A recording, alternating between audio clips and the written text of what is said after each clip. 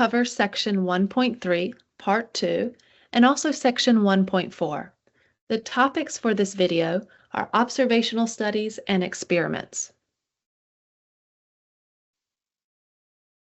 In the last video, Section 1.3, Part 1, we discussed how to build a sample. We talked about different sampling methods that would result in a representative sample of the population.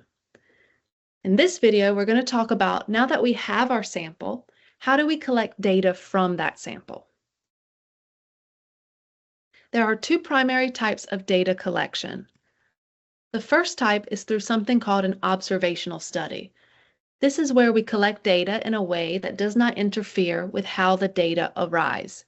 Think about measuring blood pressure or cholesterol levels of individuals. We're just observing the cholesterol levels or the blood pressure. We're not doing anything to make those levels change. Observational studies can show associations between variables, but they cannot show if a change in one variable causes a change in another. The second type of data collection is an experiment. This is where we apply a treatment to some cases in the sample. Now, experiments can be used to show a change in one variable causes a change in another variable.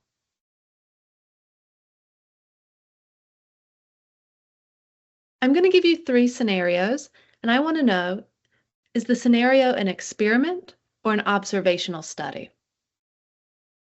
The first problem is a study in which the researchers measured the amount of hair loss in balding men over 10 months found that balding men were 70% more likely to have heart disease than non-balding men. Do you think this is an experiment or an observational study? This is an observational study. That's because we didn't do anything to the balding men to change how much hair loss they were experiencing. We just measured the hair loss over 10 months.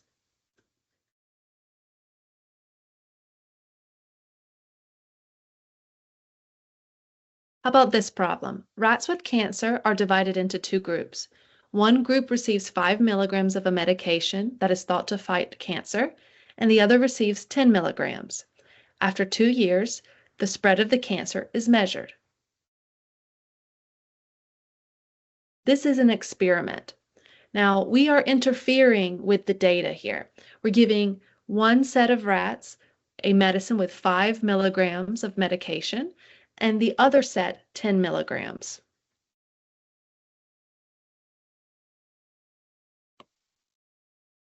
For the third problem, we have conservation agents netted 250 largemouth bass in a lake and determined how many were carrying parasites. This is an observational study. We're not giving certain fish parasites. We're not doing anything to the fish to increase parasites. We're just seeing how many carry parasites. We're just observing the data and writing it down.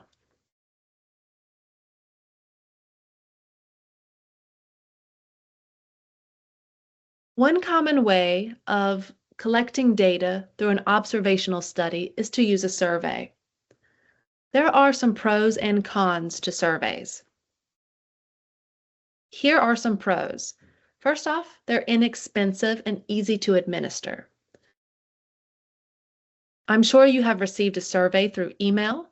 It's really easy for a company to send a bunch of copies through email. It's inexpensive.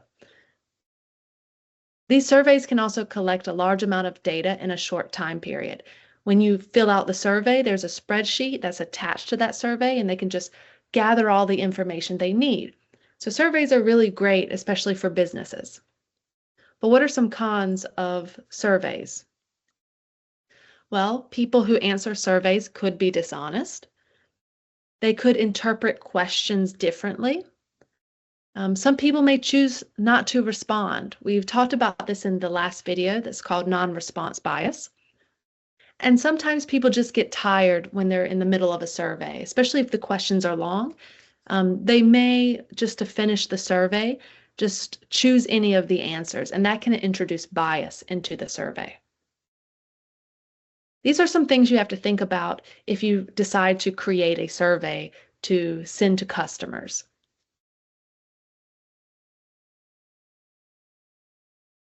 Observational studies come in two forms. The first form is a prospective study. This is where we identify individuals and collect information over time. Group of individuals who participate in such a study are called a cohort, and this is also known as a cohort study. A way to think of a prospective study is we're taking data and we're looking forward to see what happens over time. I have a link here that says the Framingham Heart Study. If you click on it, you'll be sent to a web page that is a study conducted by the National Heart, Lung, Blood Institute. And you'll learn more about it, where they recruit 5,000 people between the ages of 30 and 62 in Massachusetts. And they follow them and they monitor their triglycerides and their cholesterol levels. So this is a real life example of a prospective study that's happening now. Another type of observational study is called a retrospective study. That's where we collect data after events have taken place. This is where we're looking back into the past and finding that data.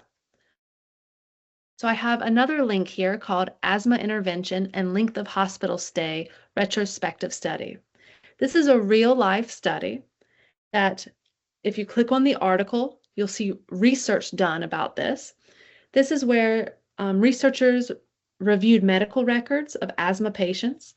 They saw how long they spent at a hospital due to their asthma, and they were given asthma education, how to manage their asthma. And they looked to see how often they were readmitted and any other records they have about these patients.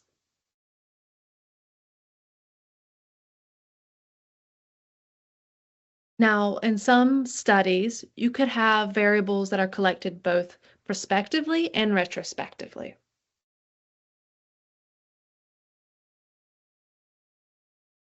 We talked about bias before. Bias is the introduction of factors that lead to statistics that are not representative of the population.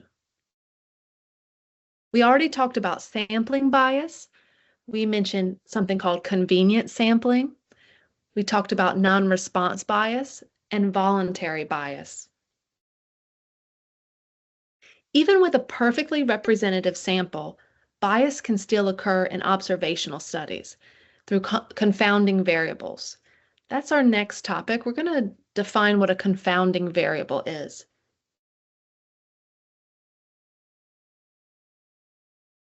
So observational studies are prone to inaccuracies due to confounding variables. A confounding variable is a variable that is correlated. The word correlated means related or associated. So a confounding variable is a variable that is correlated with both the explanatory and the response variable. Not just one, but both. So we saw this example, I think maybe in the last video, where I showed you a scatter plot, and this scatter plot is a company who sells sunglasses and ice cream. And each little dot represents maybe a day or a week or something like that, where they sold sunglasses and how many sunglasses they sold and how much money they made out of selling ice cream. And we can see that as the number of sunglasses sold increases, so does the amount of ice cream. And we mentioned that this was a positive linear association. But sunglasses do not influence ice cream sales. Instead, we mentioned that there may be some other factor like the time of year, how sunny it is, how hot it is. Maybe this is in the summer and we're looking over multiple days in the summer. That would influence sunglasses being sold and also ice cream. So that would be a confounding variable.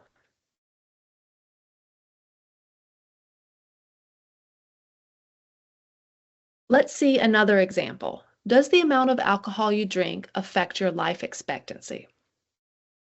So if you suspect that there is a link, we said that we have one variable being an explanatory variable and the other variable being the response variable.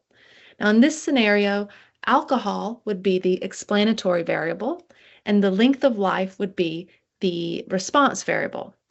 And I would suspect a negative association or a negative correlation, meaning that the more someone drinks, I would think the length of the life would go down. Okay, when they're going opposite directions, if I was to think of a scatter plot, I would expect maybe a negative slope for a linear association. If it's linear, I would expect it to have a negative slope. That's why I said negative correlation. Now, I don't know for sure if alcohol affects length of life. Maybe there's another reason for why when alcohol goes up, the length of life goes down. So let's see if we can think of reasons that people would drink more and their length of life would go down. Here are some confounding variables. People who tend to smoke may drink more alcohol.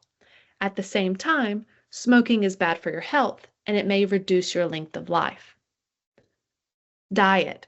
People who have a poor diet tend to drink more, and diet can affect your length of life. So that would explain, maybe, we're not sure, these are just possible confounding variables. These could explain why, when we measure how much people drink, their length of life may go down. Let's try another one. Does the amount of happiness you experience affect your chance of heart disease? Now, the explanatory variable here is happiness, and the response variable would be chance of heart disease. We would expect a negative correlation, meaning with the scatter plot, if people are happier, they increase in happiness, the heart disease I would think would go down. Now, does that mean happiness reduces heart disease? It may not. Some possible confounding variables. Remember, whatever you choose can't just be associated to heart disease. It has to be associated to happiness as well. Here are examples of confounding variables. Now, exercise. People who tend to exercise tend to feel better about themselves. They have more endorphins. I would think the more you exercise, the happier you're going to be.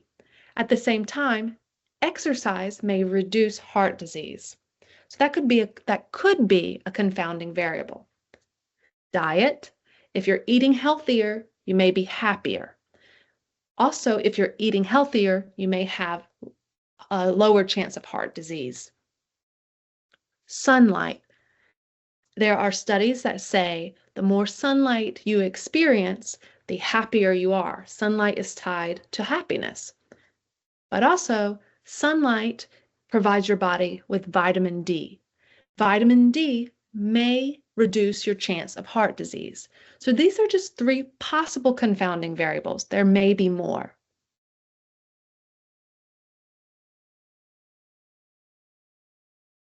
Suppose an observational study tracked sunscreen use and skin cancer, and it was found that the more sunscreen someone used, the more likely the person was to have skin cancer. Does this mean sunscreen causes skin cancer? Okay, so what we see here is there's some study, and it says as sunscreen goes up, skin cancer also goes up. That means there's a positive association in this particular study, or a positive correlation. Association, relationship, that's the same as correlation. Now, just because we see a link between the two doesn't mean sunscreen increases skin cancer. There's also lots of studies that say sunscreen reduces skin cancer. So what could have happened here? Let's think of some confounding variables. Maybe take a minute, pause the video, and see if you can write any down. Here are some confounding variables that I thought of, and they may not be the same as yours, but they could be confounding variables. One is more sunlight exposure. So although sunscreen reduces the UV rays that you experience, people who put sunscreen on may feel more protected and go out to the sun even more. And so the sunscreen may not be able to protect them from as much sun as they're experiencing. And that more sunlight exposure increases skin cancer. So that's one thing that could be a reason for this link between sunscreen and skin cancer. Another reason maybe technology or awareness of skin cancer has improved. So, for example, people are more aware of skin cancer, so they're more likely to put on sunscreen. But at the same time, because we know more about skin cancer, we know how to find it. In the past, people with skin cancer would be untreated many years ago before we had technology for this, and we were aware of moles and things like that, and the different shapes that moles can take. So because technology has improved, where there's more diagnoses and there's also more people putting on sunscreen. Now, there's also extraneous variables. Now, an extraneous variable is only tied to the response variable, while a confounding variable is tied to both. So I was trying to think of some reasons why skin cancer could increase, something that could be related to skin cancer and maybe not so much related to the sunscreen itself. And what I thought about was maybe I know that with cancer, it takes many years to get that. So something you did when you were very young could be affecting you when you get older, and not necessarily the sunscreen itself. So, for example, if someone is 60 now, maybe in their 20s, they didn't use sunscreen. And although they're using sunscreen now, the effects of what they did when they were 20 are just being seen. So that's did not use sunscreen in the past. Also, in the past, there were sunscreens without adequate sun filters. As technology and awareness has improved, so has the sunscreens. So maybe if you did use sunscreen in the past, you didn't use today's version of sunscreen. And that could be tied to why you're getting skin cancer, not necessarily today's sunscreen. I want to mention that I have a little link to an article that discusses reasons why sunscreen is related to increased skin cancer. And it's an interesting article, and some things that they present there you may not have thought about, and you can read a little bit more if you're interested. Okay, suppose we want to know if exercise affects blood pressure. I want to see if you understand the difference between retrospective and prospective observational studies. And I also want to know if you can find any confounding variables for this study. So I'm going to give you a minute, make sure you pause the video to see if you can come up with a way to define a retrospective and a prospective study. Now you're going to sample 3,000 Americans, brainstorm on how to create such studies. Okay, so pause the video and see if you can create a retrospective and a prospective study.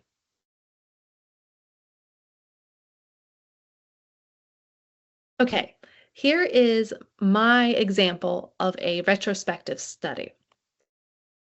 So what we could do for these 3,000 Americans is we could ask our sample through a survey or an interview to estimate how much they exercise in the last month and take current blood pressure readings. This is an observational study because we're not telling people to exercise a certain amount. We're just observing the data. And it's retrospective because we're asking them how much they exercised last month.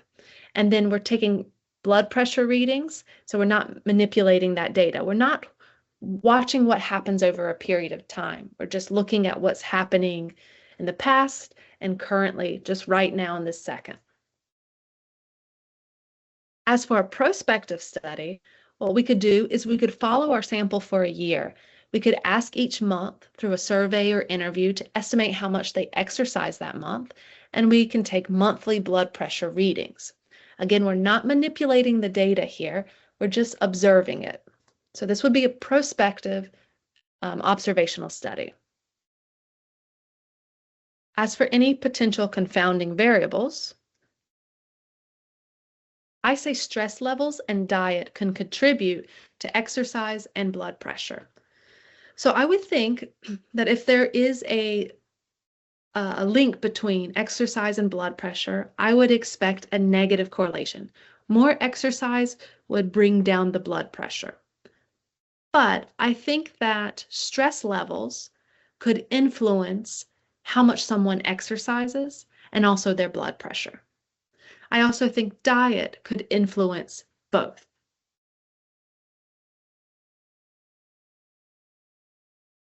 Okay, now we're going to jump to experiments. We said an experiment is where we manipulate the explanatory variable to see if the response variable is affected. An experiment eliminates these confounding variables. When we conduct an experiment, we usually split the sample into two groups.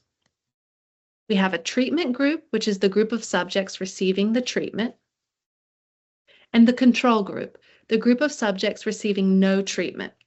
Subjects belonging to a control group may receive a placebo, which is a fake treatment designed to make the subjects think they are receiving the treatment. Now, we said that observational studies can experience bias, and how they can receive bias is through confounding variables.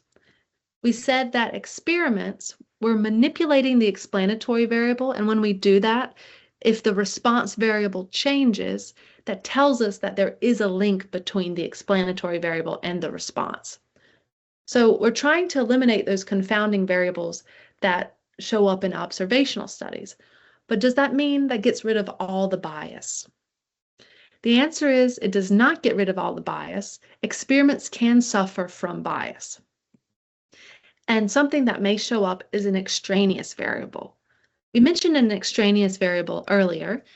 The definition for extraneous variable is a variable that you are not investigating that can potentially affect the outcome of your research study.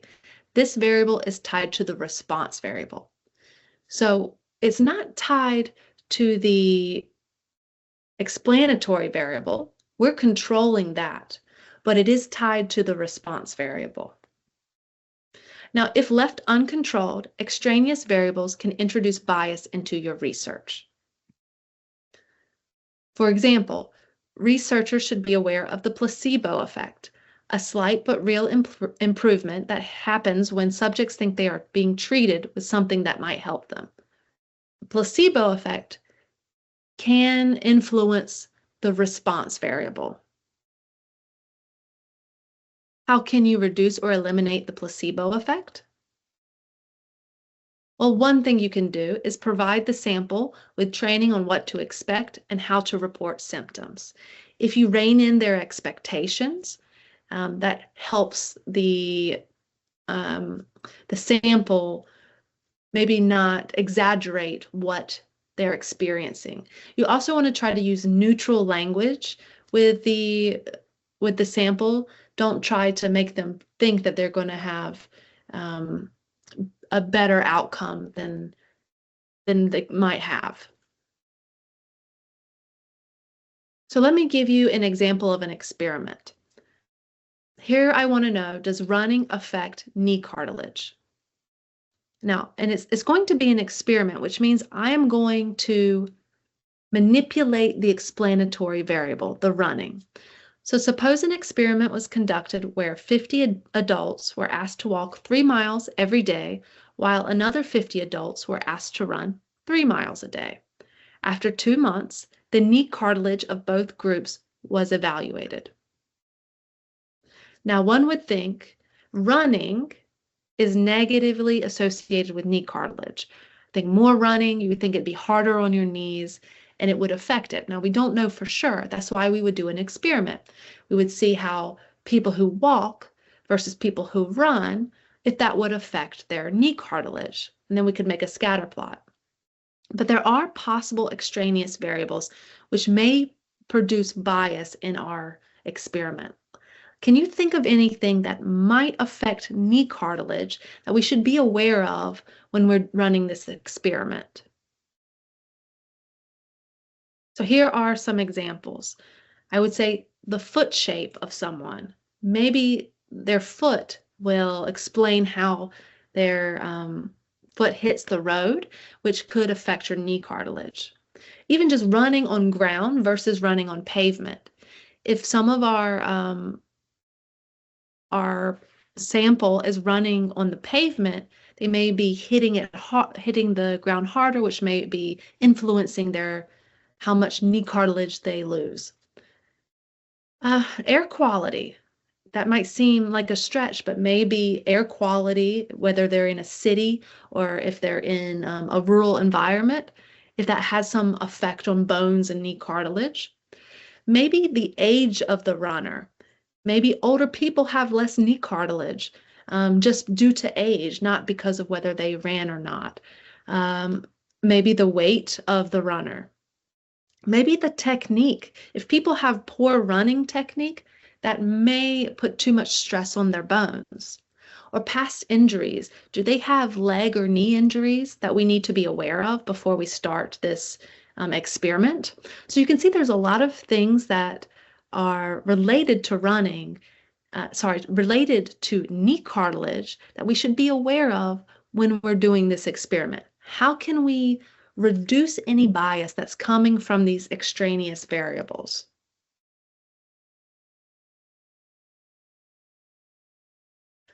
Well, in order to reduce bias, there are 4 principles of experimental design that statisticians try to follow. Now, when we are designing an experiment, we're under the assumption we already have a representative sample of the population. The first thing we do is we try to control everything possible. So researchers do their best to minimize or control the differences between the groups in an experiment. We want the treatment group and the non-treatment group to have the same experience. For example, those people who are walking and those who are running, we're going to have them run and walk on the same type of pavement.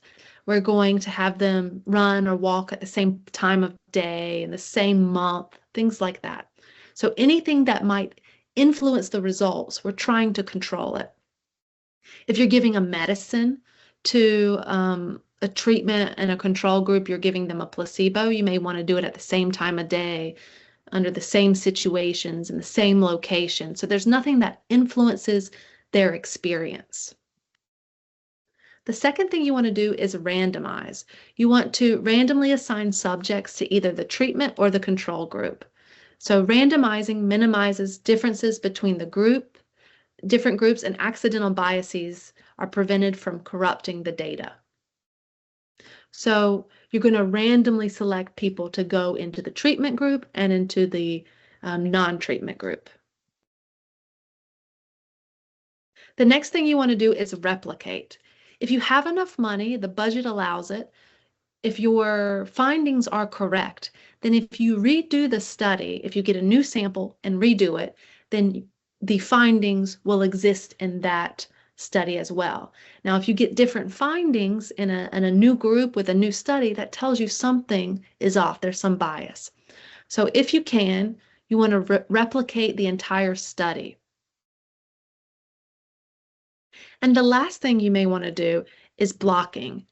If there are variables that are known to affect the response variable, researchers can put subjects into blocks based on these variables and then randomize cases within each block to treatment or control groups.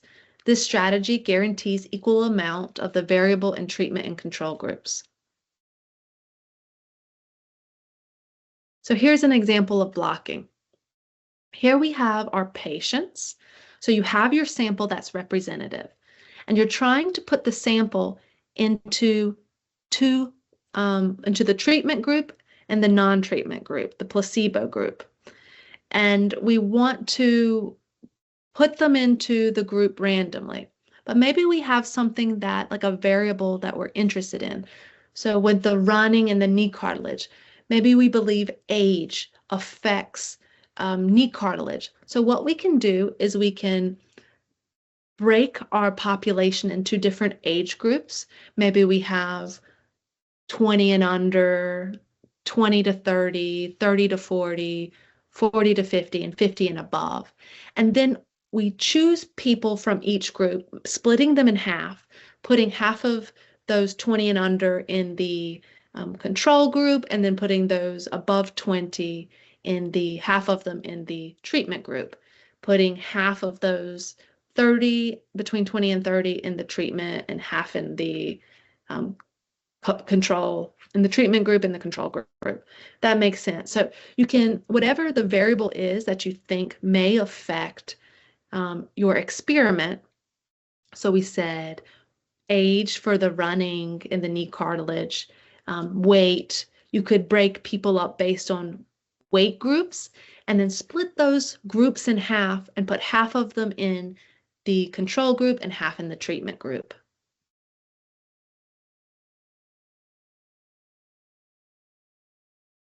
So in our example of running might affect knee cartilage, we could block by age group. Something else we could do, how we could control the situation is we could ask groups to walk and run at the same time of day, or ask groups to walk and run in the same location at the same time of year. These are ways that we can control the situation and those extraneous variables. Here are some more considerations to reduce bias in experiments. There's something called single blinding. That's where the subjects are unaware if they are in the treatment group or in the control group.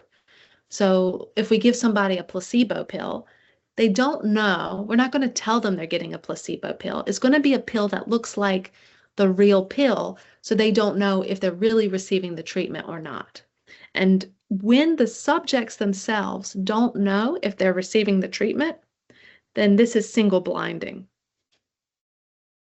Now, there's also double blinding. That's where both the subjects and the researchers who interact with the subjects don't know who's receiving the treatment. Is one type of blinding better than the other? Well, double blinding is the gold standard. You would think if the researchers don't know, they can't bring in accidental biases into the experiment. But sometimes you cannot double blind. There may be some ethical concerns, and sometimes you can't single blind.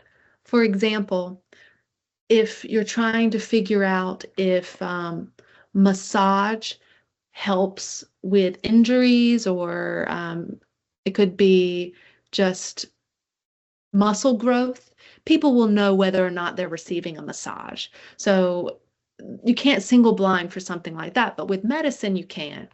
Now with double blinding, maybe you could choose certain people, like mix up the researchers and not let them know if they're giving a pill, a placebo pill to someone or not. But there are situations where you cannot double blind. For example, a surgical procedure.